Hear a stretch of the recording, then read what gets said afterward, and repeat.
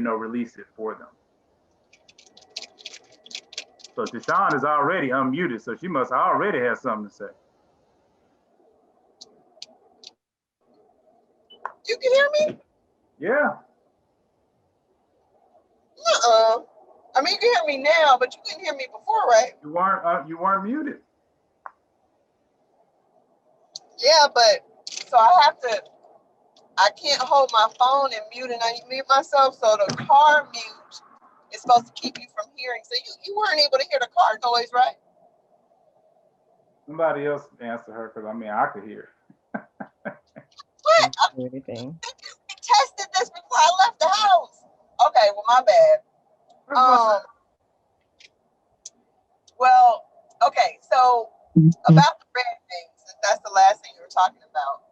I believe the psychological reference to red is the engorgement of genitals. Yeah, they did that. They actually did that study. I actually did read about that, and they did that study, but then they found out that men are not attracted to that. They aren't attracted to very flush red genitals. So they don't really know where it comes from. And me telling you all this is not really so we can go down this psychological concept. It's just more about, it's just a tip. If you go out and you want men's attention, red is your friend. If you go out and you decide you want to wear green, you didn't take your friend with you. So you want to have a couple of good red dresses and red shirts and red blouses and red sweaters and, like I said, a couple of good red lipsticks and maybe some red earrings and a red, ponytail holder and whatever else is red that you can find. Red everything. I can tell you that Kim's trying to say something, but we can't hear her. We still can't hear you, Kim. Yeah, I don't know. I don't know what's going on. Try to unmute. Maybe you press mute on your PC. Try to make sure that mute on your PC. Your PC is not muted. Not Zoom, your PC. There should be a mute button on your PC at the top on the keyboard.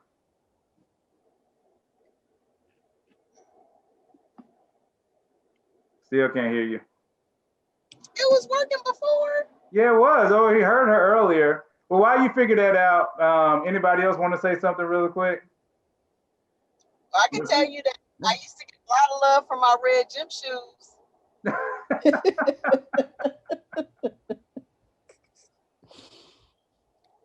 Actually, we still can't hear you, Kim. I'm sorry. Just keep fiddling around with it, and then sooner or later it'll pop in. Did Miss Lanice have something she wanted to say? I saw you kind of highlight. Oh, yeah. I was just saying, like, I can see how red, can attract people because, it's just a brighter color. And and then, I've also heard that it's like tied to like being more confident as well. And so like they say, like, if you want to like exude confidence and that type of thing, like you could just like wear red and it'll like attract people in that way too. And even like when you're wearing red, you like feel more confident. Like I've heard that about that as well. Yeah, I can see that. I can see that. I think men just like bright colors. That's just me. Mhm. I don't even think it necessarily has to be red. I mean, you're right. I think it's the warmer tone colors, like you said, the orange or sometimes even yellow. Yeah, I think, like I say, it's just more earth tone, earth like tones, reds, that type of thing. Because purple to me is really good. Even black, can be, really good. I think those, because to me, black and white are both earth tones. And I know a lot of women are doing the pinkish white fingernail polish. And that actually is cute to me too. I want to hear you. Yeah, I know. I see Kim was ready. Kim is doing it, and now we can't hear her, so I'm kind of sad that we can't hear her. I'm gonna read her chat. She says from the chat, she says, several of the men I've dated have been red-green colorblind. So this will not work on every man. Stupid. I guess you guys wanted tips on how to get some men, because that's what y'all were focusing on. Y'all focused on that. I was focusing on just being sweet and loving. That's the number one thing. Well, Marquise has popped up, so maybe she has something she wants to say. No, you don't have anything you want to say? No, I'm sorry for popping in and out, y'all. This is my first meetup, but I was in between working, so Mm. I'm sorry. I apologize, but it's No, it's nice to be fine. here with everybody. No, I don't have anything to say. I'm sorry. No, it's good. It's good. We're just glad you're here, and we Thank hope that y'all. you It's nice to see come out. everybody. Thank Mr. you. Mm-hmm. I can we talked a little bit about this in our after party one day, Jay, when you had to drop off. I um I know that kindness is an important um trait to have in a relationship, Mm-hmm. and I think sometimes women are harder on men because they do seem to be impervious, or they seem like they don't care. But in my observation, and since you banned all other men, you got to speak for all other men. In my observation, I think that men can be indifferent until they're invested, and then once they're invested, they're very sensitive to the woman that they care about. They're very vulnerable to that woman, and so things that she says and does, you know, kindness or unkind, are a little amplified. And so even though they may not seem to react like, they seem like they don't care, I think it affects them more profoundly than we realize sometimes. And so I I I think that we get unfortunately caught up in this feminism thing of, like you said, the winning and losing or the competition, but forgetting that although there is a game, unfortunately, once you guys have committed to each other, you're supposed to be on the same side. And sometimes it's hard to make that transition of letting yourself be vulnerable and being that way. So when you're in the process of coming to that point, going back to our conversation Saturday, where you're going, you're getting to know somebody and you're dating, it's a difficult balance to be tender and kind and vulnerable, but still protect your heart, because you don't want to get hurt, but you don't want to be, you don't want to be a turnoff either. So it's a little bit hard to kind of figure out that transition period or that delicate balance. No, I'm 100% with you. But see, that's kind of why I say you don't have to open your heart first. The key, I think to a lot of femininity and women who do it really well, they're not really. I think, Tashawn, you actually said this one time, that people are really more into themselves sometimes than they are into you. So if you get with the guy and you're like, "Oh, tell me about your day. I really want to hear about your day. Oh my gosh. Oh, do you need a blanket? Let me go get you a blanket. Yes, I am listening. I'm so excited. Oh my gosh. You did what? They did that to you again. You're such a good guy though. Just cheering them on. You can cheer somebody on and you don't have to know nothing about them. But see, that is naturally feminine. Those are feminine things. Those are things that men fight for. And women do them naturally. You all do them naturally. The key is that don't allow our new society to rob you of it, to take away your femininity, and to tell you that no, you should not be this way. You should not be doing these things. Because then when it comes to dating, you're hurting yourself. Now, I'm not saying, again, I don't want to get weird about it. I'm not saying you have to cater at all times and be the super little domestic wife. That's not what I'm talking about. I'm talking about emotional stuff. Not always opening yourself up emotionally, but opening him up emotionally. How do you get his emotions to pop out? How do you see his emotions as little seeds inside of his thick skin? And then you look inside and you say, I am going to make all those emotions flower. I am going to water them. I am going to nurture them. I am going to pull them out and I am going to see your vulnerability. I kid you not, ladies, if you see a man's vulnerability, you got him. Okay, so how do you do all that and they not say, oh man, you're like my best friend. You're such a good friend. Well, no, because hold on. The difference between friendship and, working with somebody's emotions is also about honestly how you deal with them. If you are, just talking to them and you're pulling that information out, that's cool. But if you're grabbing their hands, if you're touching them, which are also very feminine things. Okay, let's talk about the Enneagram for a second for all our Enneagram scholars. The more feminine Enneagram numbers are 2, 4. That's the touchy-feely one. 4. 6 can go either way. 7 and 9. Those are like the feminine. Yeah, Sheila over there blinking her eye. You done called my whole number.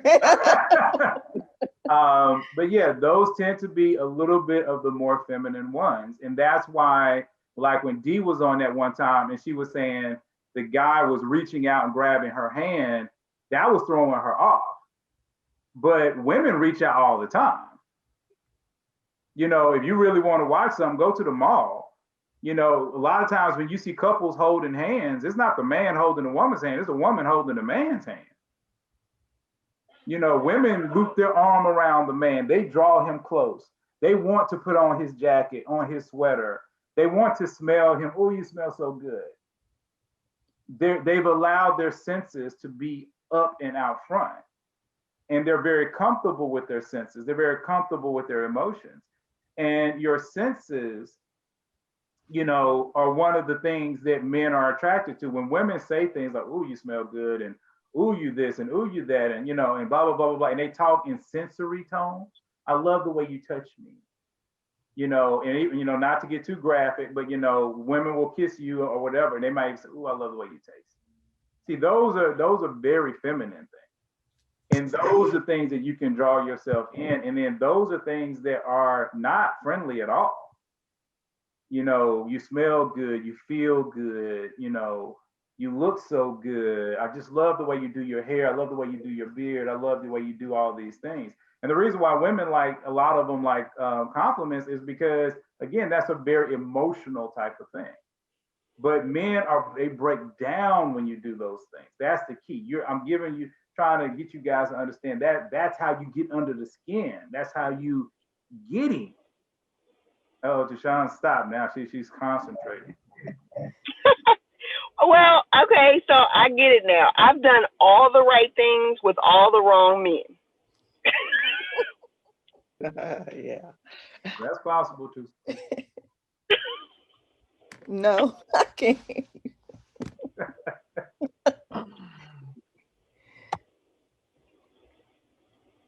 So you got nothing. How you doing today, Mr. Sean? You joined us. Yeah, I just chimed in, so I got to get a feel for the conversation and where it's going.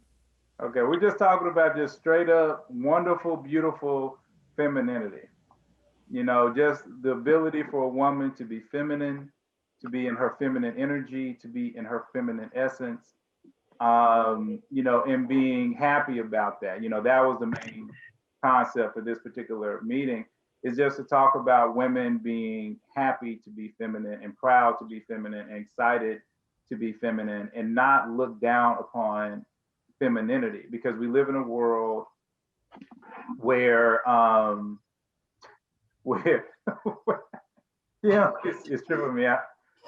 Where she got pumpkin pie going on in there. I'm hungry. Well, hey, I like it when women smell like food. I ain't gonna lie about it. Women smell like bubble gum or candy or something like that. I like those scents. Those scents smell good. But for a woman to be in that essence of, like I say, of femininity, and not be in a masculine tone, not be fighting you, not trying to be in competition with you. Like actually, you all know I'm not a fan of online dating. Okay, I've said it a million times, but I do online dating. Okay, I know that's that's totally against things. But you know, COVID, what can you do? Anywho, one of the things that I did notice early on as I was going through was that a lot of women will actually say, I'm competitive. They will literally put in their description that they're competitive. And I'm thinking to myself, wow, wow, you put that in your description. You know, because a lot of women don't recognize that's not necessarily a great trait. You know, we can be competitive against another couple. I don't have a problem with that. If you saying it's me and you versus the world, that can be cool. That can be cute. But if you saying, oh, I'll beat you in Uno, or I'll beat you bowling, or I'm gonna beat you in this, I'm gonna beat you in basketball, I'm like, that's like a dude. Right. Because we're gonna let them win anyway. So Oh, Shannon. I'm gonna get a Oh. backlash now. but everything that I heard that you spoke about earlier about the femininity, I mean, it's true. I mean, I like it when a woman is feminine because it kind of breaks down my kind of hard shell, you know, because now when they're sweet and they're kind and they're being nice like that, it kind of softens me up a bit to kind of, you know, let my heart out a little bit more and let my guard down, and you know what I mean? But when you competing, you know, we like this. We don't need to be like that. But that's all I got. So,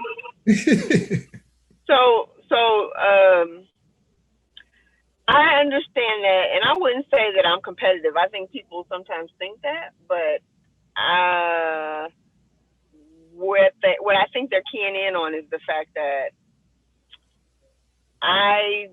when it starts to get like some foolishness, it's hard for me to not call that out. It's hard for me to let that just be. And I can become very aggressive when I feel like somebody is disrespecting me by being dishonest. So, and I know you mentioned before, Jay, that eights, you know, they see things and they call it out or whatever. So, as a woman, what's the feminine way to handle that? I mean, you don't let nobody mistreat you. I mean, I'm not gonna tell anybody to let anybody mistreat you. You know, so if you're really just talking about something from that perspective, like if a man's doing you wrong, he's doing you wrong. And hopefully, if you're in the dating perspective, I mean, situation, or even in the early, you know, relationship, you know, you just cut them. You know, cut them. But this is going back to what you were saying a while back about, because I had told you that I have a lot of problems with the types of people that I've dated where it went wrong was that they were dishonest. And you said, well, they probably didn't feel safe to be honest. Mm-hmm. So how do I make a person feel safe to be honest when they're lying? You don't need nobody that's lying. You need to get away from the liars and the cheaters. I mean, that's part of the reason why we have talked about this stuff. We want to get away from them. You know, we want to get to the good guys. But either I'm creating a situation where they feel like they can't be honest, or they just liars. I mean, you know, like. Well, it depends upon what they're lying about. You know, I mean, I'm gonna be real about that too. It's going to depend upon what they're lying about. Like recently, I ran into a person that, you know, was telling me, you know, I ain't gonna say, you know, who it was because y'all might know somebody, but you know, and they were just saying that, you know, they're in a relationship for you know, generally less than 1 or 2 weeks or whatever, and you know, the guys only seem like they want to, you know, hit it and quit it. You know, they can't keep the guy. And you know, when you're in those hit it and quit it, you know, situations, that's basically really a sign that is saying that the man is attracted to your body, but he's not attracted to your mind and your heart. And a man has to be attracted to your mind and your heart to stay. Now, there are a lot of women that have great minds. Okay, so they might have a great body and a great mind, but femininity is more about the heart. You know, even when you look at the 2 and the 4 of the Enneagram spectrum, where do they sit? They sit in the heart triad. Okay, because it's about the heart. So what a woman is doing is she's reaching into a man's heart. You know, Sean kind of said it. She's reaching into his heart. And she is basically saying, this is my heart now. I'm going to pull this out and I'm going to, you know, massage it, kiss it, love it, whatever you want to say. I'm going to take care of it. I'm going to take care of your heart. And that's why I say, you know, women don't understand their power. You know, even the Bible talks about, you know, a man's heart, that's his desire. That's what he's going to do. God is after the heart. You know, he cares about the heart more than he cares about anything else. And so women have been given that power. That's why I've even said, when I was telling y'all about the train thing, I was saying that women have more responsibility than men do. Allow that to sink in. Allow that to sink in, that God has given women that power. So a woman can go into a man's heart, but how do you get in that heart? You know, I can't stop. I mean, a cheating dude is just a cheating dude. It's not much you can do about that, but move on. Because I mean, let's look at, you know, Beyonce and Jay-Z. You know, you all can say, oh, Beyonce's so beautiful, she's so talented, she's so smart, she's done this and that and all this other kind of stuff. But Jay-Z's cheated on her. That's the bottom line. Okay, Yeah, so it's not cheating. I mean, and you know, the other women out here can speak, but we talked about this before. I mean, cheating, yeah, I mean, that's a problem, but it's dishonesty in other aspects. I mean, cheating is kind of a different, because it's more than just a spur of the moment you telling me something that's not true. Cheating is a whole other, you know, mindset. Like, you're putting effort into being deceptive, you're doing things, you know, it's a full on action, planning, you know, actually executing, versus you're telling me something that doesn't make sense, is inconsistent, is, you know what I mean? Like, because that's where normally I pick it up, where I'm saying, okay, because I have got you to open up and talk to me, I got too much information to believe what you're saying. What you're saying doesn't line up with everything else. It doesn't make sense. It's not accurate. It's not consistent with all the other facts and evidence, you know, things like that. And like you were talking about your ex-wife, things that just, why are you even lying about that? Like, why? That's not even worth lying about. Or it's easily found out lie. And you know I'm smart, so it's like you insulted my intelligence for something that ain't even worth lying about. Well, I guess. I mean, can I get a witness? I mean, I'm giving it to you, but what I'm saying is, and we can talk frank, because I'll cut this part out. I'll cut this part out of the video that I put online. So you're basically saying that you're dealing with a situation where the person is, like you say, deceptively lying about things that are within the relationship. Well, again, that is really more on that person. That is not on you. You know, that has nothing to do with your femininity. You know, your femininity, the only thing that you can do in those situations is you can analyze, why are these people drawn to me? You know, we've kind of talked about that. You know, many times people who are unfortunately a little bit more insecure, or they feel powerless, are attracted to who they consider to be powerful people. And in your situation, being an 8, because, you know, for everybody that's new, 8 is the strongest Enneagram, you know, followed by the 1. It could be debated which one is really the strongest, but because the 8 has very little emotion, you know, most people will consider the 8 to be the strongest. So a lot of, you know, softer Enneagrams are attracted. And as a woman, you probably are dealing with guys that are very insecure, because if they're that soft, they're probably insecure. But that's another reason why, if you walk with more femininity, and I know you're a feminine woman because I've been around you, so I'm not saying anything bad, but I think that that is the whole thing. So when you're dating, you have to kind of pull back on, the eight's power. And you have to be happy and excited and allow your energy to slide into the two. Because eights become twos when they're happy.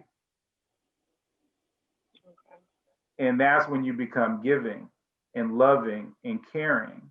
And as you are doing that, then that is probably going to attract to you a man that's a little bit more secure. Gotcha. Hey, so Sean, I could give you a situation where I've lied. No, okay, you're gonna cut this part out, right? Yeah, we're gonna cut all of this out. I'm gonna cut out, probably about 10 minutes. So one of the things that I do, especially in the beginning of the relationship, is every time the person call me, it doesn't matter what I'm doing, I pick up the phone. So there was times where she called where I was in a meeting with my boss, I'd pick up the phone, hey, I'm in a meeting with my boss, I'll call you back. Or on my way home, I'll call you back. Or I would just talk if I can talk. So one of the things that I do is I build websites. So I had a new customer, a woman from my church. She wanted a website done for her business. So we met inside of Dunkin' Donuts. Now, we could have met at my house, but I didn't want to do that. I wanted to keep it in a public place because I don't want there to be any sense of impropriety. I've learned how to do that a long time ago. So we met at the Dunkin' Donuts. So for the next 7 hours, I got her website built and she gave me the check. She went home, whatever. While I was in Dunkin' Donuts, my girl kept calling me. She was calling me. Yeah, I'm still here. I'll be done a little bit. I'll give you a call back about 8 o'clock. I'm finishing up now. She went off. Oh my God, you spent 7 hours in Dunkin' Donuts with this woman, yada, yada, as if there's some type of, I said, we're in Dunkin' Donuts. She just went off. But there was so many situations like that. We had conversations like, look, every time I have a woman as a customer, I'm not going to be going back and forth like this with you. So if I have a woman that's a customer, I got a school teacher who was writing children's books after that. I built her website. So I lied about it.